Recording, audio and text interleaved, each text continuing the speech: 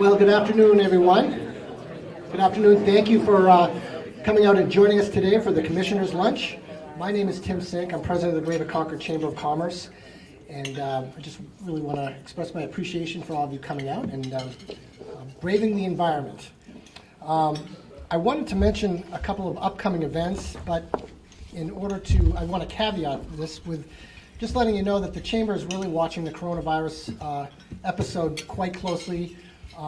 We do have events scheduled. At this point, we're moving forward with our events, but we're staying flexible, and we will adjust our policies as necessary going forward. So keep that in mind when I mention some things that are coming up that might be of interest to you. We have on the 17th of March our monthly legal breakfast series at Orrin Reno Law Firm. The subject matter is key human resource issues for employers and small business. This is a great event, 8 o'clock in the morning at Orrin Reno. 1 hour meeting doesn't cost you anything, and you can get a free cup of coffee out of it. So if that's of interest, please let us know, because seating is fairly limited at these events. Our next networking event is Business Before Hours, and that is at Granite State College at 7:30 a.m. on the 24th.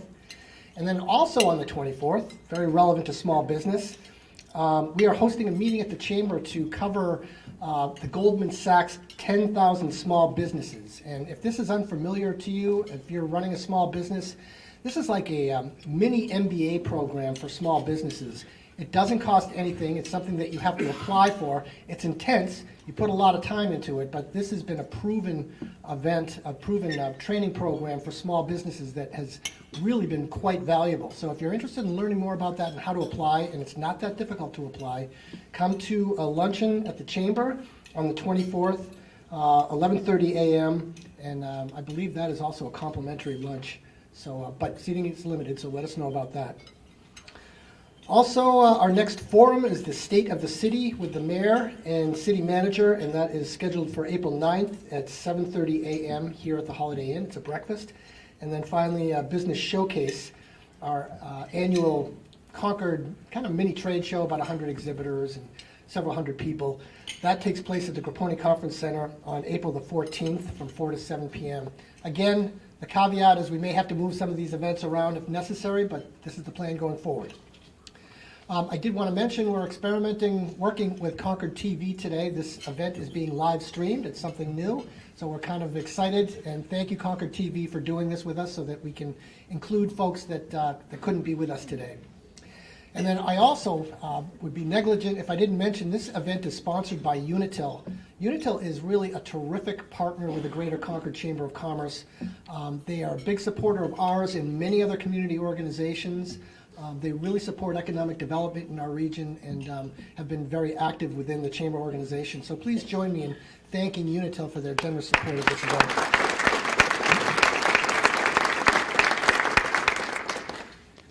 And finally, just want to mention we've got some board members present. Nikki Clark, who's our chairman of the board and also with Capital Center for the Arts. Jim DeRemus, board member and with the Concord YMCA. And Fernando Mancini from ServPro New Hampshire, Concord, New Hampshire. And so thank you, folks, for supporting the Chamber.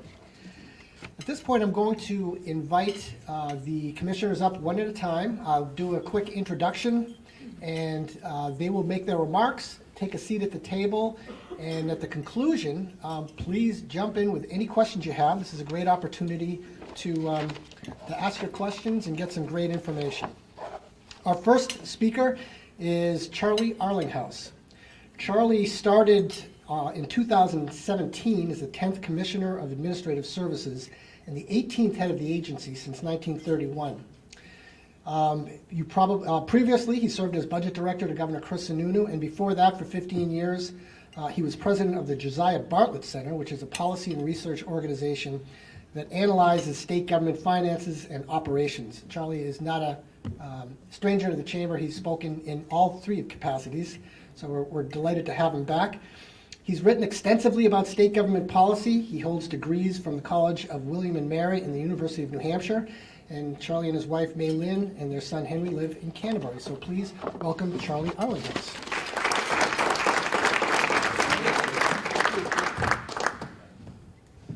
I try not to shake anybody's hand today.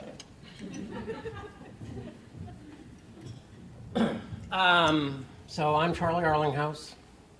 I won't repeat what Tim said. I'm of the people who talk, I'm the newest one to state government. I've been in state government for about 3 years. Before that, I used to randomly rove the countryside, speaking to any chamber of commerce that was down on their luck and couldn't find anyone else to talk to them, which meant I appeared here a lot. Before I start, I want to say one thing, which is that, coronavirus, and I know that's affecting some events and all of that, and I think it's very important that people stay home when they should stay home and practice social distancing. Thank you very much. But I think it's also very important, if you're well and you can do it safely, that you go out to stuff. Because if none of us go out to stuff, there are a whole bunch of people who are going to be in trouble. And so do your best not to completely disrupt everybody else's life, but stay safe at the same time. That's a personal message, not endorsed by anyone in the government. But I think it's something we should go to. So I think I'm supposed to talk about challenges that we have without bumping the podium and spilling my coffee. And I wanted to talk about, so administrative services is a weird, funky department that no one completely understands what they do. I think I've talked to you about that before, right? That we're in charge of personnel, and we're in charge of benefits, and we're in charge of the budget and all of the accounting. And public works, we build stuff, although not roads, because Victoria will talk to you about roads. We don't do roads and bridges, we just do the other stuff. And we manage and clean, most importantly right now, 90 state buildings around Concord, and do all sorts of maintenance and all that. And I'm leaving 18 things out. We're in charge of all purchasing for the state. Anyway, all sorts of wonderful, funky things. We're a central service agency for state government, frankly. We interact very often with the people, and we try to make sure everything we do is as transparent as possible. We run a website to that effect called Transparent NH, which you should visit if you're really bored some night and can't sleep. But it's literally every transaction in the state is posted online for you to look at. And I doubt very many of you will, although I confess that I have. In fact, the whole idea came from a right-to-know request I did about 15 years ago. To force the state into doing this so that people could, at 2 in the morning in their pajamas, keep an eye on how much money we're spending on car washes, which is an important thing to do. But it's an important part about state government, because state government is not us. It's all of us. And I said this at a meeting the other day. I used to, my assistant commissioner, the wonderful Joe Bouchard, who some people know, is a great guy. I used to call him up periodically, but when I was budget director in particular, I would call him up to see if it was okay to come through the tunnel, to come see him and save my bacon when we were trying to figure out how on earth the budget could be put together. And he'd say, I'm like, are you in? And he said, it's sitting at my desk working for the people. And that's amusing, but it's also true, because that's what all of us are. In essence, we are you, and we're doing your job. We're working for you, because you don't want to come together every day and review everything that the government does. So instead, you select 13,000 people, roughly. I think last week we paid 13,200 and some. It fluctuates up and down because of seasonal employees and stuff. Some weeks more people are plowing the roads than others. You select us to do work for you, to do the work that needs to be done and that you decide needs to be done, and we try to keep that in mind. So what are some of those challenges? Some of those challenges are, from my standpoint, making sure that we're taking care of what we perceive your needs are, but we're also seeing that we take care of what we perceive the needs of all of the people in state government are. Commissioner Sheehan can't do her job. Commissioner Scott can't do his job. George could probably do his either way. But they can't do their job if a whole bunch of people on our staff aren't doing their job and making sure that we purchase things that need to be purchased, and we purchase them according to rules that have been set. And so we try to keep that in mind constantly. One of the other things we have to keep in mind, though, is what are we doing for you? For example, I've used this example before, I think with you. The STEAM project, which is a big deal, as everybody knows, Concord Steam went out of business. I don't want to say it was none too soon, but we did find a giant half-gallon of mercury underneath the steps when we were trying to clean out the building. I'm not sure that's the proper storage currently for mercury. I've not reviewed the guidelines, but I'm not sure giant plastic containers are how we keep them, but it's all better now because we're going to tear the building down. But we had to do lots of stuff. Well, one of the things we had to do was plop in the middle of downtown, on the very edge of a historic district, a building to house a steam plant. And it's very important, or it has been the policy of government at all levels for the last 40 years to make sure that every time we plop a building in the middle of your midst, we make it as hideous and ugly as we possibly can. And I would say that we've done a great job of that over the years.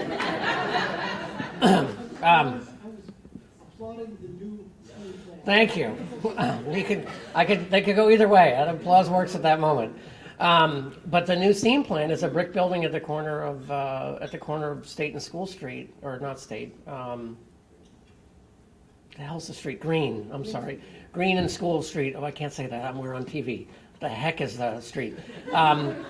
Green and School Street. And we decided to make it, in a presentation I heard somebody describe the building as knowing what corner it sits on.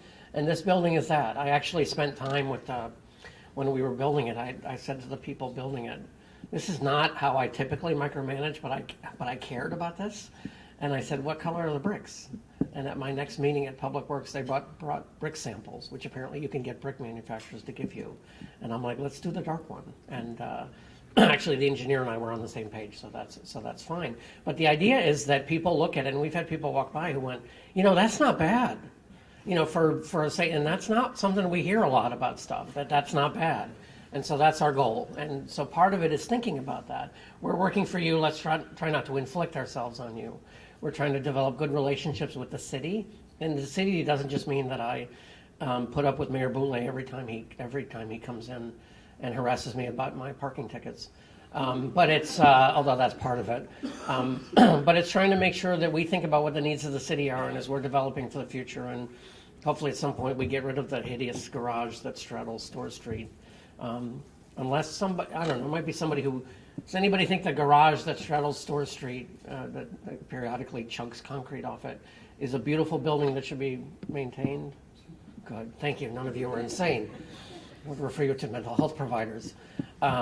So it's something that we do. But so what are the challenges? The challenges are we have challenges every day, and it's because some crisis happens. And the crises are mostly things that you don't even notice. Occasionally it's one that you do notice.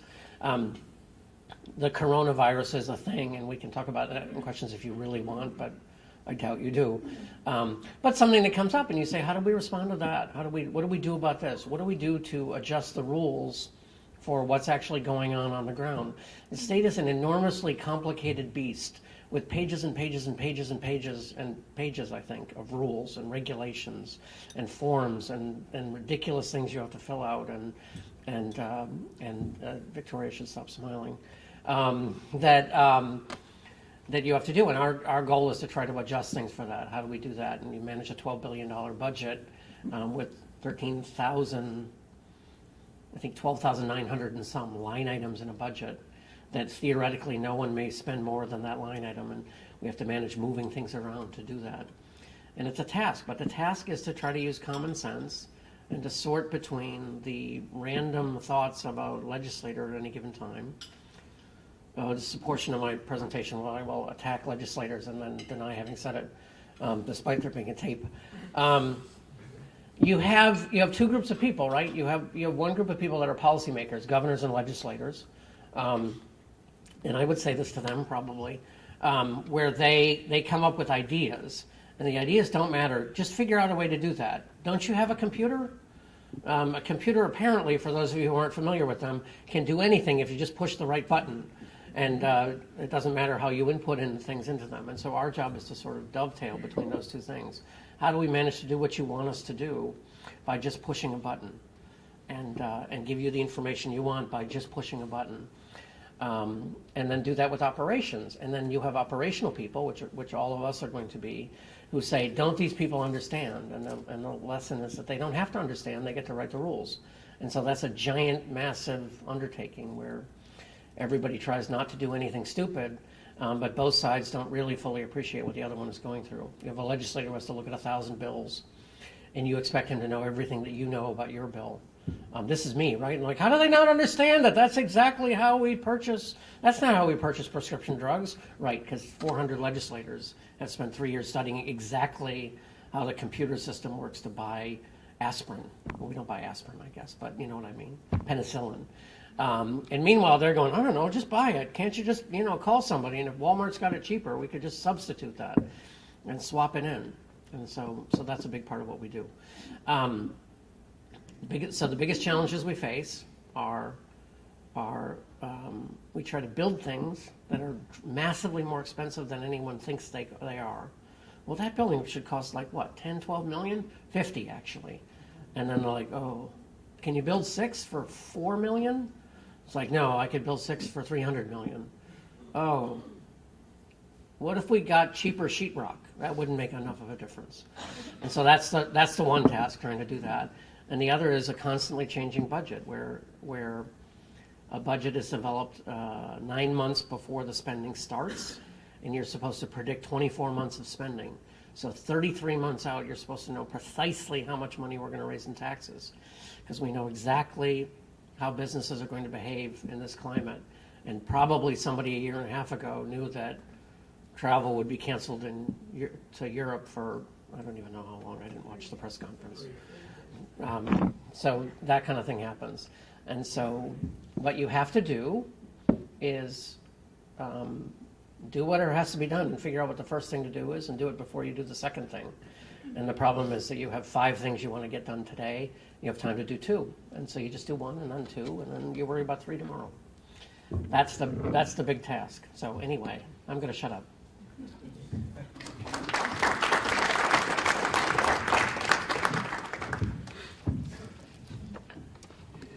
Thank you, Commissioner. Our next speaker, Commissioner Copadis, has been serving as Commissioner of New Hampshire Employment Security since 2012, and prior to joining the department, he served as Commissioner of Labor from 2004 to 2012. He's affiliated with numerous nonprofits and currently serves his 18th year as President and Board of Directors of the St. George Greek Orthodox Cathedral. Commissioner Copadis has served 33 years as a member of the Board of Commissioners on the Manchester Housing and Redevelopment Authority and served as chair for many of those years. Commissioner Copadis also served chair of the State Employees United Way campaign and a number of other worthy causes. The commissioner is a lifelong resident of Manchester, my home city, and received his Bachelor of Arts degree in Political Science from the University of New Hampshire. Please welcome Commissioner George Copadis.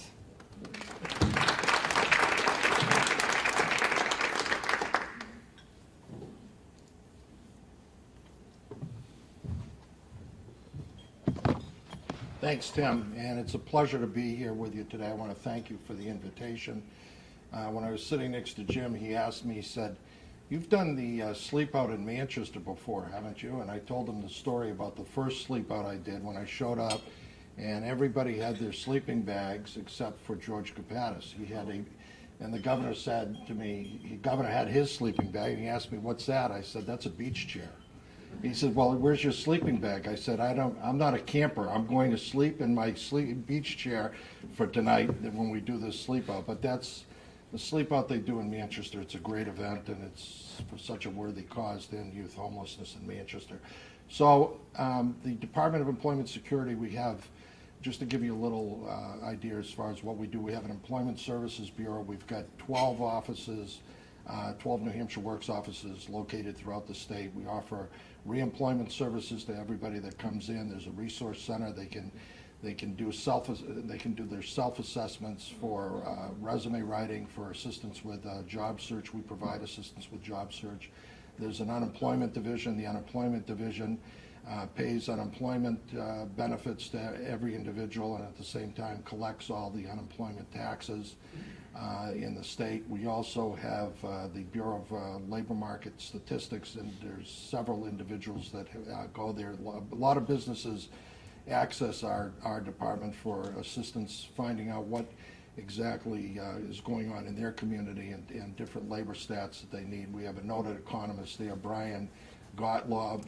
Many of you probably remember Bruce DeMay, who used to work there in that capacity, and Brian started with us a short while ago.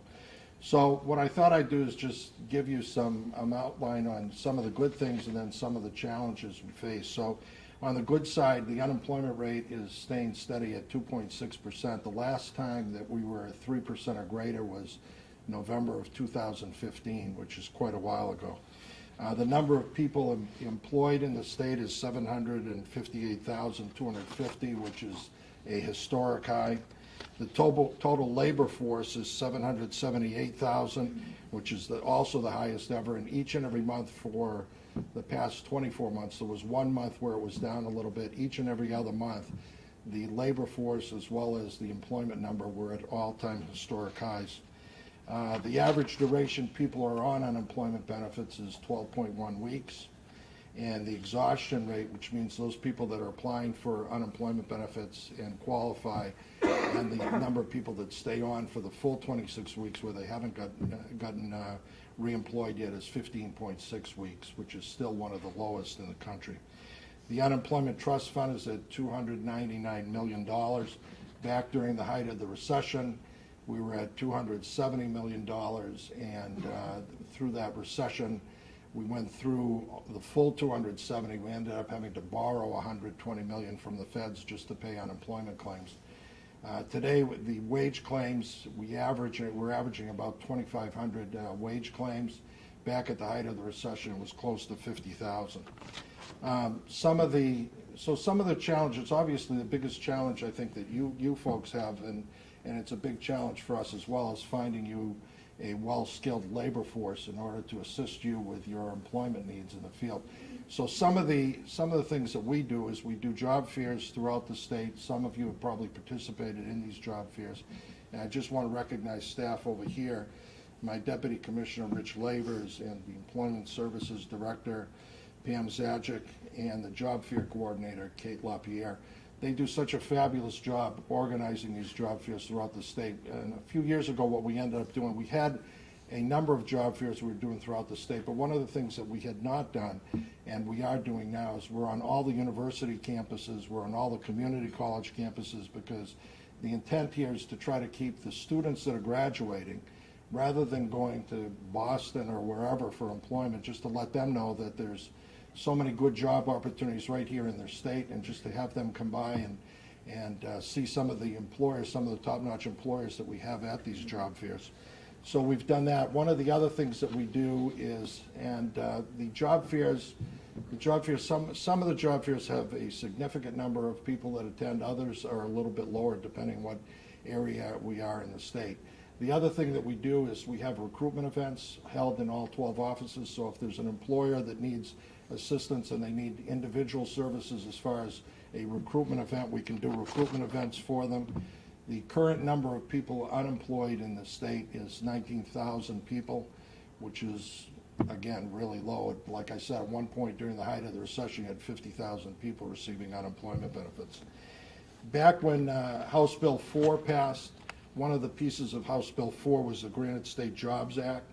And this was when we moved the Job Training Fund, which was over at BEA, and Commissioner Taylor Caswell is a great partner, and he provided so much assistance with us moving that over. So the whole job training program is now located with us. It started back in on January 1st of this year, and we have been able to use this job training fund to assist employers, first off, through the Work Invest Act, and that is available to companies located in New Hampshire or are physically going to be moving to New Hampshire. They've got to be able to pay quarterly UI taxes into the Unemployment Trust Fund. They've got to be compliant with state laws and regulations, and it's available to residents of New Hampshire or those who work for a business in New Hampshire. It's a minimum one-to-one grant. The minimum is $750. Anything over $70,000 has to go to the Governor and Council, and applications must be approved before training can start. Some of the uses of the grant: structured lab on site or classroom training, basic skills, technical skills, quality improvement, safety, management and supervision, English as a second language, or other programs that enhance the state's workforce system. The cost reimbursement is provided after completed and paid for. There's an online evaluation for the training and expected outcomes, and also possible surveys that we might extend to you, just to let us know how we've done with the Job Training Fund. The training is by a vendor of your choice. We do consult with the community college just to ensure quality and cost effectiveness of training. Currently, there's 19 contracts fully executed, and we've obligated $345,000. This is only since January 1st. Again, staff deserve an enormous amount of credit for all the work they put forth, because from January 1st till now, to be able to connect, and we've gone all throughout the state, we've talked with different chamber events, we've gone out and we've done labor law seminars with the department of our partners at the Department of Labor to go out and provide assistance to them and provide knowledge to them about this, about the fund that's available for employers that are trying to upgrade the skills of their workers. The Work Now program, which is a granted advantage beneficiary set at 138% of federal poverty level. It assists traditional Medicaid recipients, those people that are on Medicaid expansion. Also, the reentry, we're at the Department of Corrections, state corrections, federal corrections, all the county corrections, in order to provide assistance, workshops, as well as provide jobs training assistance to these folks before they relocate into the communities. We've been doing this for a short period of time as well, but all these things are going to help contribute to the needs that all the employers of the state have, their employment needs. I mean, one of the big things is the shortage of good workers, and what we're trying to do through the job fairs, that we're holding on the community college campuses as well as the university campuses, as well as the reentry program, is to provide those services to those individuals and then to find you the good employees that you need. Some of the services that we provide through the Work Now program, there's $5,000 in tuition and basic education costs, $500 for books, fees, and supplies, $160 a month for travel reimbursement up to 3 months, $100 for child care registration, $5,000 in reimbursement for a period up to 6 months for an on-the-job training grant through the employer. And the Work Now program has been assisting 175 individuals that are eligible. There are 170 people that are already enrolled, and we've spent $102,000. And again, so this program there's $4 million set aside for this. We can move monies in between the different funds. So with the Work Now program, we have $4 million set aside. But if we need to move a portion of that money to Work Invest to assist employers with upgrading the skills, we can do that as well. And again, we talked a little bit about the reentry program. We have staff going out to all these individual places for reentry to assist the folks that are going to be coming back out to the community with workshops and things like that. And the Stay at Work program is an alternative to layoffs. Employees keep their jobs and receive UI benefits while hours are reduced. And this assists employers that are having a hard time meeting the bottom line, so we're able to provide that type of assistance to them. They're partially reimbursed and retain their health benefits through the employer. A percentage of their weekly benefit amount is equal to the percentage of the hourly reduction they have. So that's some of the highlights. That is our biggest challenge at the department. I mean, that internally with us, our budget is based on claim volume. So when claim volume is really low, our budget is low and our staffing levels are lower. But staff have been doing a tremendous job. They've basically picked up the ball and ran with it. They cover for each other, and they've done a great job for us. We have about 260 staff now located in the 12 offices, and we were at a high of 453, so we're significantly lower on the staffing level. That's a challenge for us, but like I said, staff have been meeting that challenge and stepping up to the plate to assist where they can. And for us, we want all of you, employers, to know that we're there for you.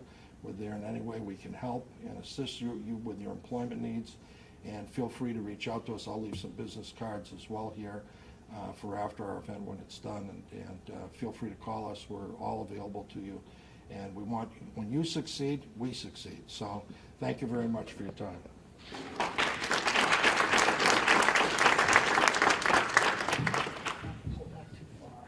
What's that? Commissioner Copadis means it when he says, feel free to reach out. I remember when my son was just getting out of school, looking around for employment, I had a chat at one of these events with a commissioner, and he said, here's my card, have him give me a call. I thought, wow, that's pretty good. Our next speaker is Commissioner Robert Scott with New Hampshire Department of Environmental Services. He has been commissioner since 2017. Previously, he worked for DES for 17 years in the Air Resources Division. And Commissioner Scott started his career as an engineer in private industry, a position he held from 90 to 95 as a munitions and aircraft maintenance officer in the U.S. Air Force from 86 to 90. In 2016, he retired as a cyberspace operations officer with the Air National Guard after 30 years of military service, having commanded 3 Air Force squadrons in his career. Commissioner Scott has a Bachelor of Science degree in Mechanical Engineering from Lehigh University.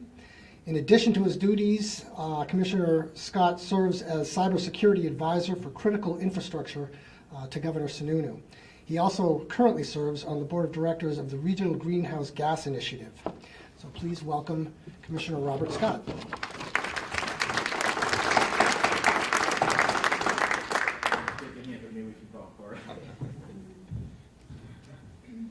Good afternoon. I think we can say yes. Good afternoon, everybody.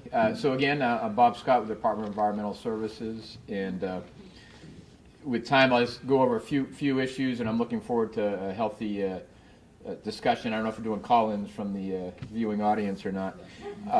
So organizationally, so for the department, we have roughly 500 full-time employees, and then we have seasonal people, mostly for the summer for us. We have offices, our main office obviously is in Concord, and being the Concord Chamber of Commerce, you should like that, I'm sure. We also have a field office at the old Pease facilities in Portsmouth, and we also own and operate a wastewater treatment facility with the Winnipesaukee River Basin project. So that's in Franklin, and it serves those 10 communities in that project. So we staff and maintain that also.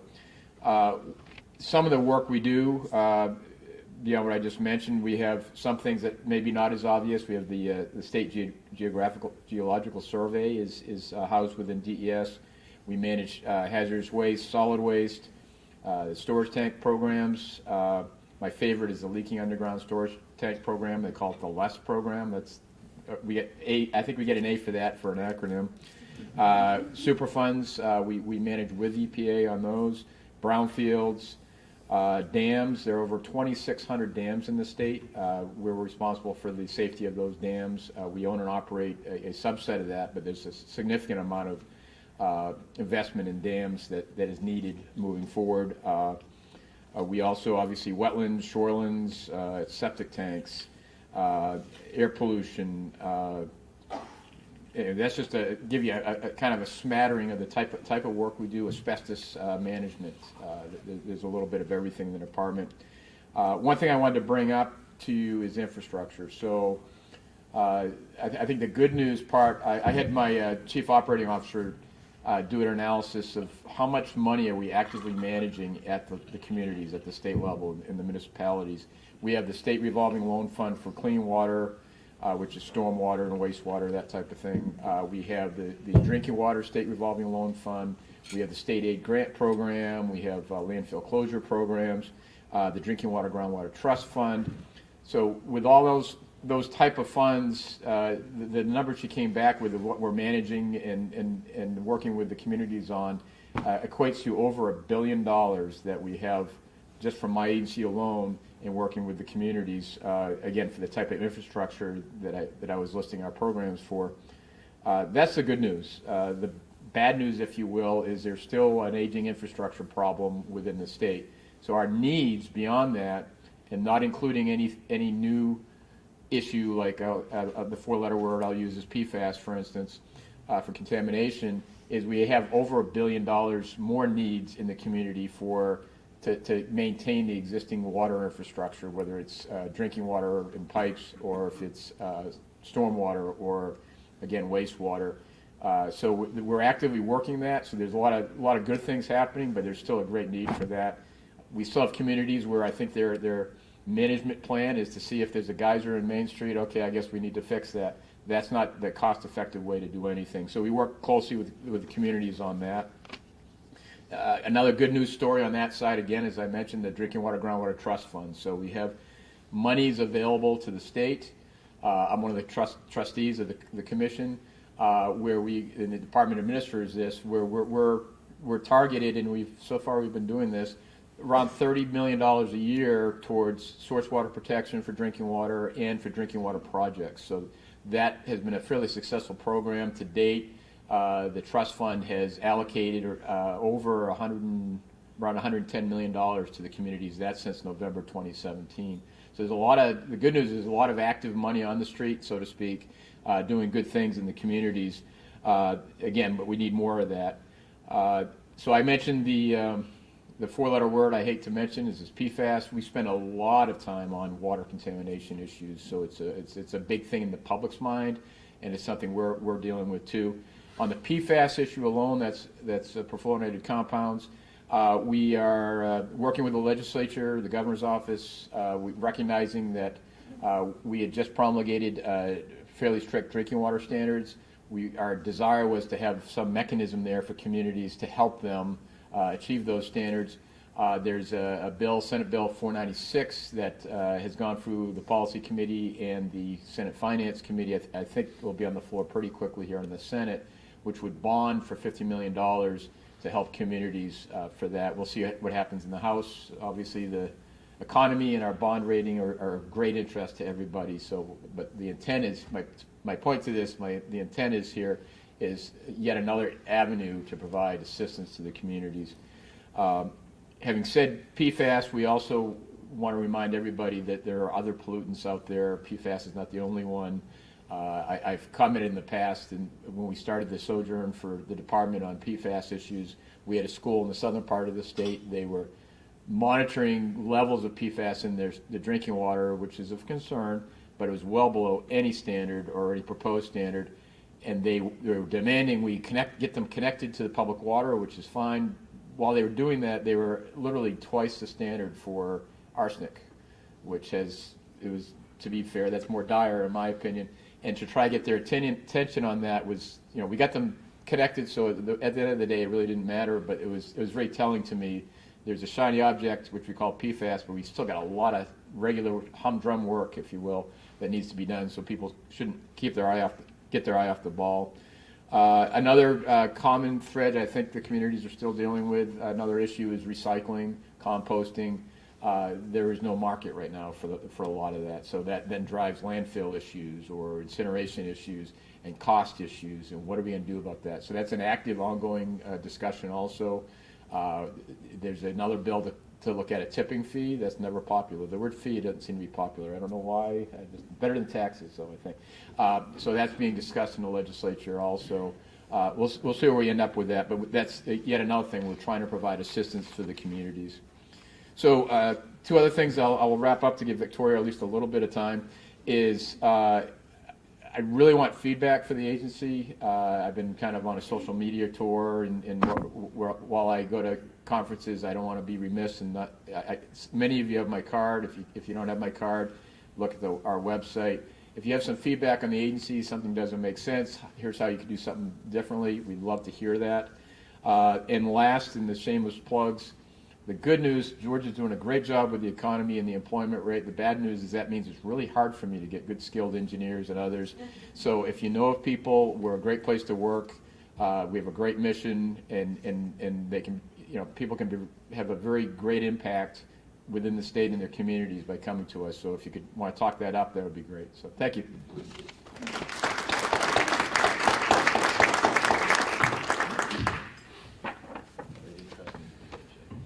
And so finally, our final speaker, Commissioner Victoria Sheehan, sworn in as the Commissioner of New Hampshire Department of Transportation in 2000, 15. She oversees a state agency with an operating budget of $650 million and over 1,600 full-time employees. Ms. Sheehan brings both transportation and engineering and management experience to her role as commissioner.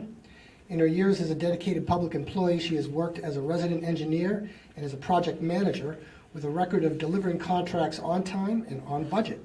She also has extensive experience in asset and performance management. In her previous position as manager of strategic planning and highway performances at the Massachusetts Department of Transportation, Commissioner Sheehan was responsible for coordinating the Highway Division's $5 billion capital plan and annual $600 million operating budget. In October of 2019, Commissioner Sheehan was elected as Vice President of the American Association of State Highway and Transportation Officials. Commissioner Sheehan is originally from Ireland, has a master's degree in structural engineering and architecture from the University of Edinburgh, and she lives in Nashua with her husband Sean and son Owen. Thank you. Please welcome Commissioner Sheehan.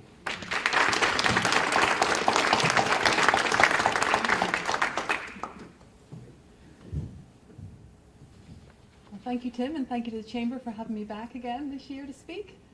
I do always seem to be the last to come up to the podium, and so I will try and keep my remarks brief so there is time for questions. I know where DOT is concerned, we often get questions on individual projects, so I'll try my best to answer any concerns that you might have. From my introduction, you heard the department is an organization of about 1,600 full-time employees. Our number of part-time employees goes up and down from season to season, but we are a multimodal Department of Transportation. While the majority of our workforce is focused on designing, constructing, maintaining, and operating our highways in the state, we work very closely with the airports. We also work with all the bus operators in the state, as well as the freight railroad lines that are operating in New Hampshire as well. So we truly are a multimodal department and involved in every aspect of transportation. With the exception of the port, but we do coordinate with the team at the port from time to time as well.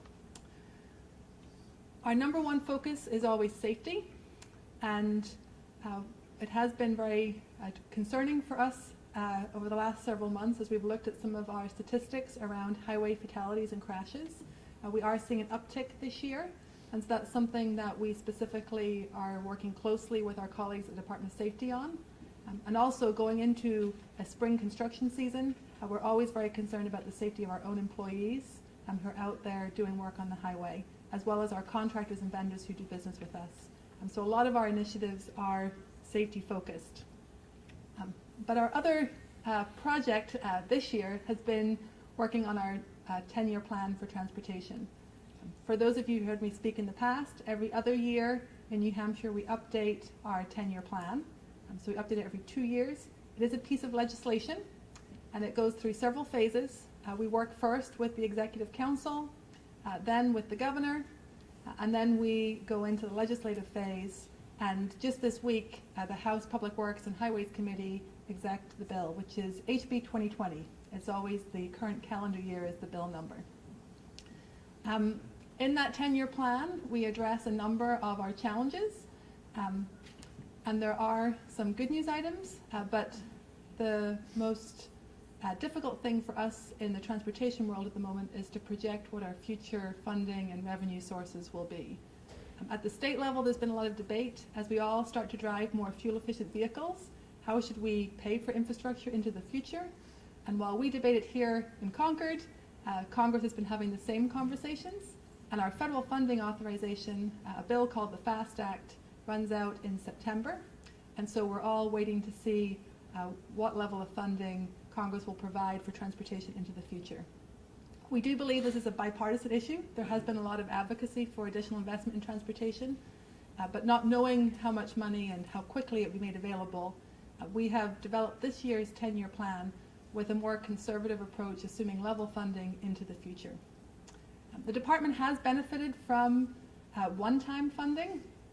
Because we have been presenting a lot of the information around the condition of our infrastructure and the need for investment, when there was one-time surplus of general funds, we have been able to make investments in bridge infrastructure, as well as give money back to cities and towns for investment in infrastructure. which is all making a real impact. What you will see in our 10-year plan, and I encourage you to check out our website. We are a very transparent organization. All of our presentation materials are posted on the website, and you can follow along with the 10-year plan process and see copies of every presentation that we make. Everything is posted up there. We are going to have some of the best conditions in terms of the condition of both our pavement and our bridges coming up over the next 5 years because of some of these one-time investments, as well as the additional investment we've made because of the passage of SB 367 several years ago. That was the passage of the 4.2 cents gas tax increase. We really stretched the value of those dollars. A lot of the funding was supposed to go to the widening of I-93 between Salem and Manchester, but we secured a federal loan and were able to structure payments that we have done a lot of additional paving and bridge work in rural areas. And that's why people are now seeing that the benefits are being realized. As you drive the state, you'll see yourself the state roads are in much better condition today than they were before the passage of that legislation. So those are the good news items. But like I said, the longer term challenge is just uncertainty around what we're going to have for available dollars. And that does make it challenging for a DOT to plan. We are a major employer. We rely heavily on consultants and contractors to deliver the projects that we put out. And so we want to have funding certainty and be able to show them what our portfolio of projects are going to be so they can plan accordingly. And so that has really been our message at the federal level. You know, we need a timely reauthorization so that we understand the size of our programs and can make sure that we're ready to maximize the construction season, which is so limited here in the Northeast. Our other challenge is really around our own workforce.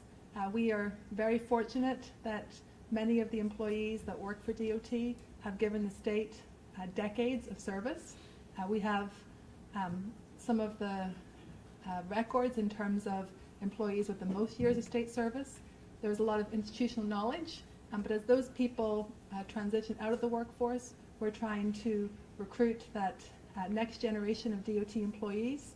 In some areas that's easier than others, so we do work very closely with Commissioner Copadis and his staff, as well as we're now starting to partner with even Commissioner Scott as both agencies recruit for engineers, because there are significant benefits of working in state government. We want to be able to stress that, you know, I can't be successful at DOT, as Charlie indicated earlier, if we don't have a talented team at the other state agencies that interact with us in our projects.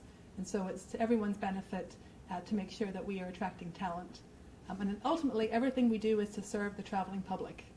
We don't just build infrastructure for infrastructure's sake. We are in the business of connecting people and places, and our economy and our quality of life relies on that transportation system. And so we really need to ensure that both the private sector who partners with us as well as our state agencies have good quality people and a diverse group of people who can speak for what's important to citizens in New Hampshire with respect to transportation investment. And so the last thing I wanted to share is this year, as part of our 10-year plan process, we did try to get some more feedback from the public. The first phase of the 10-year plan, we go out with the executive counselors. When they meet for the 10-year plan, we call them by a different name. It's the Governor's Advisory Committee on Intermodal Transportation, or GASIT. But it essentially is the Executive Council working with DOT. And we have public hearings across the state. And what happens at public hearings is you often hear advocacy for a single project or a single issue that perhaps we hadn't adequately addressed in the draft plan that we put out before we start the process. But we don't always get a lot of feedback on our overall strategies and how we've prioritized projects. And so this year, for the first time, we also did a survey trying to reach more people beyond those that are able to come to public hearings. Also trying to get some more feedback on the strategic choices that we've made as we developed the first version of the plan. And I have to say we were very pleased. For the most part, the feedback that we received endorsed some of the choices that we had made. Some of the things that we hear a lot of advocacy for are expanding transportation options. People want a lot more investment in things like active transportation, walking, biking, access to recreational trails. You also hear a lot of advocacy for further investment in public transportation, with both an aging population as well as trying to attract millennials. Folks are looking for alternatives to driving your vehicle. So we hear advocacy in those issues, in those areas, but most people recognize that we have limited funding and we also have constraints in how we can use funds. For example, federal dollars can be used for certain purposes. So the overall feedback was that people really do understand the choices that we're making and that we're trying to do a little bit of everything. We have to maintain our existing infrastructure and strive to keep that in a good state of repair, do some expansion where it's necessary, and then continue to invest slightly more in these other areas. But nobody wants us to completely change how we've been funding transportation up until this point. And so that's really reassuring for us as a department. We believe through our public process we've been making the right choices, but we really want to validate that. This was our first time doing the survey. There's definitely some lessons learned and ways to enhance that in the future. But at the end of the day, we're trying to best serve the communities and provide capacity to support economic development. And so it's really important that we continue to listen and get that hopefully constructive criticism as to how we can improve. So with that, I'll wrap up, and hopefully I've left enough time for a few questions. And thank you again for having me.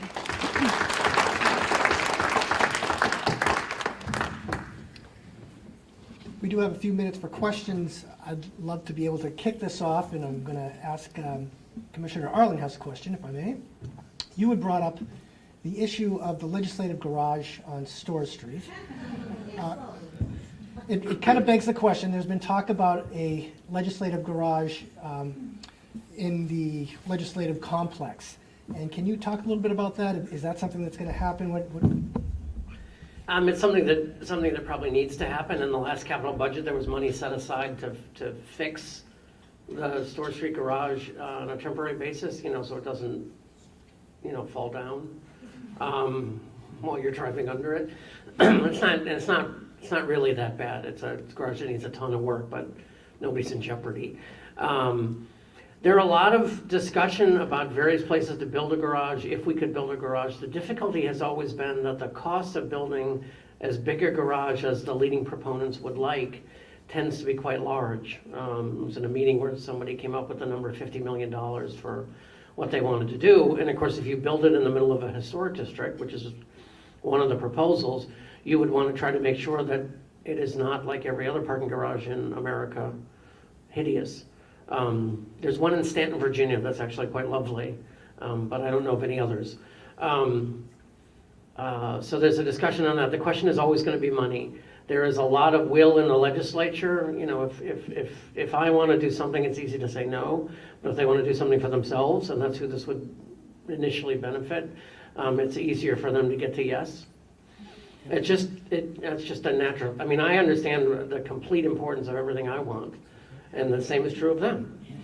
That's human nature. So I would say there's a 50% chance of a garage being built in the next 3 years if we don't enter a recession. Thank you. I will be sorry to see the current legislative garage go down, because that's my go-to parking place for after 5 o'clock on Friday when I'm going to the Barley House.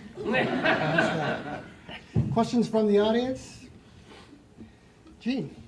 I'm wondering for Commissioner Sheehan, what do you think are some of the reasons for the increase in traffic fatalities? Is it that we have more money so we're driving more, or are the infrastructure issues or lighting, and where are the increasing accidents appearing to happen? So we're trying to tackle the problem from all angles. So certainly we are working closely with Department of Safety to get access to crash report information so that we can look at the layout of an intersection or a section of roadway to understand if that was contributing in any way to a crash. We also do road safety audits where we have seen an uptick in accidents and try to be proactive with those low-cost fixes as well as longer-term fixes. But a lot of it is human behavior. One of our goals in transportation is to try to reduce the severity of a crash. So certainly reducing speeds, wearing your seatbelt, there are things that you can do that will increase your chances of being able to walk away from an accident. And so that's what we try to do as well, is educate on some of those statistics that people just don't think about until directly affects them. So it's a little bit of everything, but certainly distraction, speed, and impairment are three issues that the trends are very concerning. It's not just here in New Hampshire, it's across the country. I'm a member of AASHTO, which is the American Association of State Highway Transportation Officials. Our president this year, Patrick McKenna, has put a focus on safety because just under 37,000 people lose their lives on highways annually at the moment, which is a shocking number. And we've almost got used to it. It's troubling that we now just expect accidents, incidents. There's technology on the horizon that could bring that number down, but a lot of it is human behavior, and we all need to think twice before we take some of our actions on the roadway. Thank you. Commissioner Scott, you had mentioned the drinking water standards in New Hampshire, and they are, they're quite stringent. Can you compare the standards that we have in New Hampshire with what we're seeing in other parts of New England, or what the federal standards are? Sure. So I'll start with the federal standards. So the federal standards haven't really moved, so that they're, I'm going to talk in parts per trillion. So this is, we're talking very stringent no matter what you talk about in parts per trillion, it's very stringent in my opinion. So the federal advisory is at 70 parts per trillion for 2 of the compounds, which is pretty limited.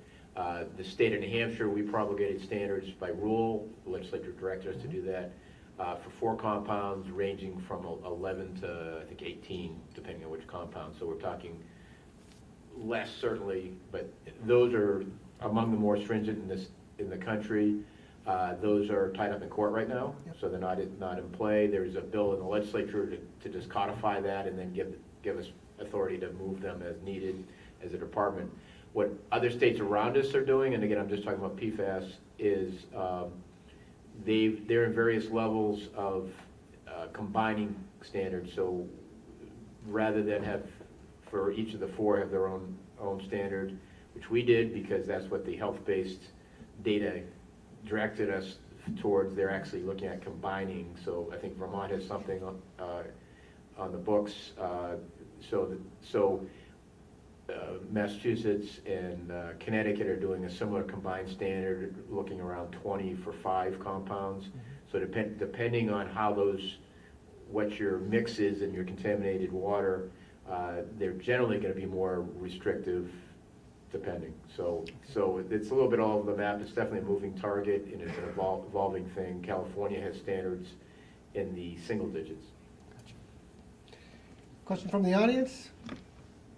Yes, ma'am. My question is for Commissioner Sheehan, and it is somewhat of a personal interest with Hillsborough. But first, I do want to say I really appreciate the work done in Hopkinton on 202 last summer and staying on schedule. And I know, even though it was inconvenient for some, I really appreciated the fact that we weren't held up by flags in 2-way directions, and that we did have the traffic reroute 389. I really, as somebody who drives often, I appreciated not having that at a delay. But in Hillsborough, I'm a resident of Hillsborough, and I often hear people in town complaining about the conditions of 149, the bridge on 149, and West Main Street. And I guess when the bypass was done on Route 9 and 202 years ago, there was supposed to be some agreement between the state, or there was an agreement with the state that you would take care of that section of the road, and I guess it hasn't been done yet. So there's a lot of question as to whether or not it's going to happen. So I can talk to you offline about some of the specific projects and upcoming work in Hillsborough. In general, so taking a step back, we have had limited funding in certain categories. And as a result, it's been challenging for us to keep up with all of our work. I alluded to a little bit earlier, but we have funding for our turnpike system. We have funding for federal aid eligible roads. We have funding at the state level for other categories of roads. Because of the passage of SB 367, we have been doing a lot more paving work, but we haven't had the funding to do full depth reconstruction. In an effort to be more transparent, we are putting together 3-year paving plans now to give folks a sense of when we're coming to the corridor that you drive on every day. And so that provides some transparency. But of course, longer term, it's a little bit more difficult to predict exactly which roadway segments are going to need treatment and when. But I definitely can speak with you a little bit more about the projects in your community. But in general, I think it is challenging for individuals. They see work happening elsewhere and they don't understand that projects aren't being prioritized with one overall list. They're being prioritized in these different categories based on the restrictions and how we can use funding. And so sometimes they don't understand why we're over here when this thing over there is in worse shape. So a lot of it's just that lack of familiarity with how we actually pay for transportation. I'm going to end this with a quick round robin here, if I could, and start with Commissioner Copadis. Circling back to coronavirus, are there issues within your department that keep you up at night relative to this? If there was like one thing, and I'm going to ask you to just each take a minute or less to say, how is this affecting your department, if it is at all? Well, it's not affecting the department. I mean, we've put out on our website just a mandatory policy now for anybody who's coming into the office. So if they've traveled abroad, if they either have the coronavirus or they know of somebody that had the coronavirus, we're telling them to call into the office, not to physically come into the office. And at the same time, there are several proposals being looked at right now as far as on the unemployment side, on unemployment benefits, as far as how we can address this. Staff are looking at the statute and rule as well, and we're fully engaged in this issue, obviously. I mean, it's going to be something that hasn't affected New Hampshire like it has affected other states, but we want to be prepared as possible in the event that New Hampshire has additional cases. Thank you. The thing that would keep me up most at night is the notion of how people feel. And we have lots and lots of employees and who have a great deal of angst because they don't know the answer, and we don't know the answers either. And that's the biggest problem, is that we want to give people as much information as possible. We want them to know that we're cleaning things, that they should wash their hands, sing happy birthday while you wash your hands, stuff like that. But that's not enough, and you want to tell them this is what's going to happen and this is how we're going to respond to it. And then the simple truth is that how we're responding today and how we're responding next Monday and next Friday are going to be radically different. And so the thing that's hardest is not plotting a response, because it's not easy, but it's work. It's something you do. You figure out what the information is today, and you work on a response. The problem is that we're going to tell people different things every 3 days, and they're never going to be the right answer. And I don't, and nobody's going to know. Scott. So for the Department of Environmental Services, just like I think every other state agency, we have a continuity of operations plan for when things happen, or hopefully they don't, but we're prepared for it. So in that, we've had recent meetings to have a COOP operations plan for this eventuality. So we prioritize. So obviously, as I mentioned, we have our wastewater treatment facility in Franklin. No matter what happens, that needs to continue to operate properly, or people will get sick from that, and I'd argue more sick than perhaps from the coronavirus. We are responsible for dam maintenance. Obviously, if a dam lets go, that would have a very quick impact beyond the virus. So in our drinking water program, you all need to feel assured that when you drink your water, it's still potable and healthy. So we prioritize hazardous and oil spills. If you have a hazardous waste spill, we provide assistance for that. So we prioritize all that. So we have contingencies in place, and we have a fair amount of staff and are able to operate remotely anyways. So we have probably about 50% of the agency has laptops, for instance, so we can VPN in and do our work even if we're not actively sitting at our desk. So we feel, nobody has all the answers, but we feel we have a good plan in place. Thank you. DOT is an operations-based organization, and so similar to environmental services, we're used to dealing with unexpected events. And typically, it's Mother Nature related, and this is a very different type of event, but the state is well prepared. We activate our emergency management center for storm events of different sizes and scales, so we have a lot of experience when it comes to effective communication. And so what we're communicating this time is different, but the way that we're doing it across state government is the process that we've already tested for other types of events. And our folks at Health and Human Services, they train for these types of incidents as well. So we've all been working on our COOPs, our continuity of operation plans. We're all meeting to understand how we can modify and tweak things for this type of event. But at DOT, we're doing what we always do. We are coordinating through Homeland Security, listening to the healthcare professionals, and trying to make sure. The one concern I have is that people start to fixate too much on what might happen versus what is in front of you today. There are some of us that have to do that longer term planning, but for most of our employees, please just listen to the guidance that we're providing and take it day to day. We need to all just focus on how to continue to provide value to the citizens that we serve, and we'll keep changing the direction as necessary, but that's the important thing. At DOT, we're very mission focused, and we're used to stepping up and doing whatever is necessary to keep the public moving. That being said, our bus operators, we operate the Boston Express bus service, an example, down to Boston. They have increased cleaning and put some other protections in place during this time. Many of the bus operators are following suit. I know the airports are stepping up in that way as well. So any places where the public congregates, we certainly are following all of the guidance from CDC and from our state healthcare professionals. I want to thank you all for giving us your time today. That was a very fine presentation. I also want to thank Unitel again for their sponsorship of today's event, and thank you all for coming, and hope to see you at an upcoming chamber event in the near future. Thanks again.